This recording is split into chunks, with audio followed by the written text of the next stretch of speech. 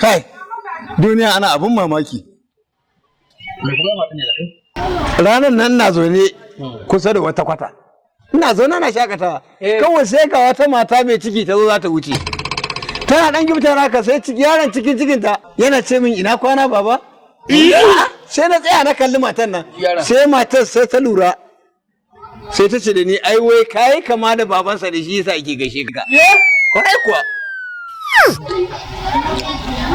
Kana a duniya abun mamaki ba kai. To aka nuna wani abun mamaki ne? An ni aka yi min abun da kaɗan ya rage in zauce. Kwanaki ba na tafiya ba? Tun daga Kaduna muke tafiya a mota. Muna ta tafiya. Sai da muka shiga garin Kano. Mun faka a wani gidan mai. Ma sai da mai suna cewa nan nawa za a baku. Ai suka ci shiru. Ha! Sai aka ce kai direba nan nawa za a baku. Lokacin da suka duba ya suka ce a direban ma ya daɗe da mutuwa har ya san da Kai, malafar uba ka ƙarya kake. Ni za ka yi ƙarya? To kai ka zo ka kafta min wannan ƙarya ɗan auka ake? Giya kake sha?